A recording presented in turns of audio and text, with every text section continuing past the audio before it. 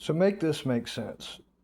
You got 42 million people who are underpaid, disabled, or elderly and don't get enough Social Security because, they give all their Social Security to Israel or whatever, that they cut food off for.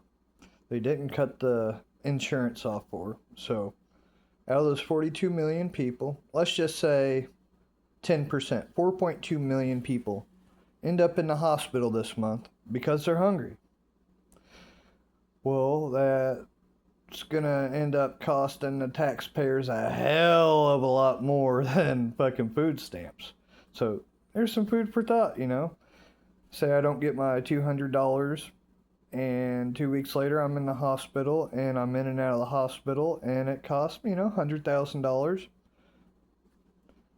I mean, it's going to the taxpayers, so people want to bitch, oh, we shouldn't, feed people because it costs us $200 a month, even though I've paid in over 100,000 and been falsely arrested 4 times and never been made whole. But just think about it. $200 or $100,000. Either way, that's the system we live in. So looks like when I start having my diabetic attacks, because I have to constantly have sugar, it's been like that my whole life because I'm hypoglycemic, I'll be in the hospital and it's going to cost the taxpayers a lot of fucking money, and it's going to be the same way with millions of other people. So it's just future thing. We still got our health insurance, so it's going to cost the taxpayers 5,000 times more than food stamps, but nobody ever put that into the equation. So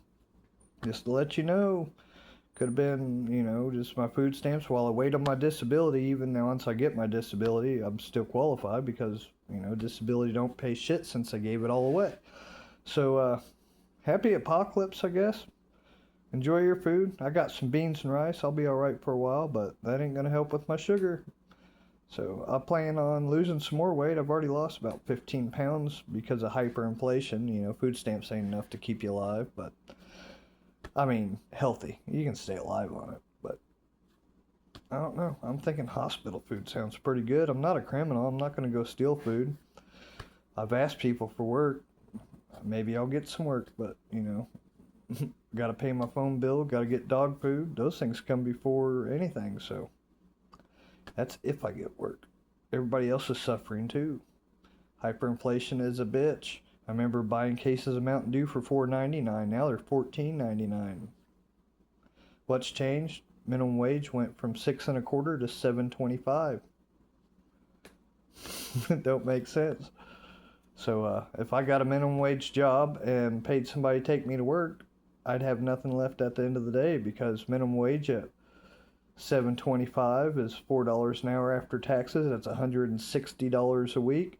And I live 15 miles from town, so I'd have to have somebody come up here, get me, take me, I'd have to, that's 30 miles each way for them or so. That's 60 miles. Let's say 6 gallons times 3, 6, 12, 18. $18 in gas plus their time twice, so I'd have to pay them $10 each time. So that's $40 a day. Guess what? Actually, I'd be going in the hole working full time. I'd be going in the hole. None of this shit makes sense. You can't live on minimum wage. And there's only about 7,000 jobs in this county and 25,000 people. So it's not going to get any better. We've been put into slavery. We were all pledged as collateral for the national debt in 1933 and 1935. They pledged all of our property. That's why you had to register. Register means surrender. So you own nothing. Once they sell that debt, when China comes in after they buy it, you're going to have to leave your house and give them your car because it's registered and they bought it.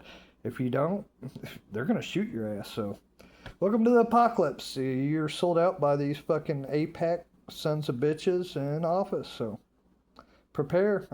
Stick together. Don't sell your guns.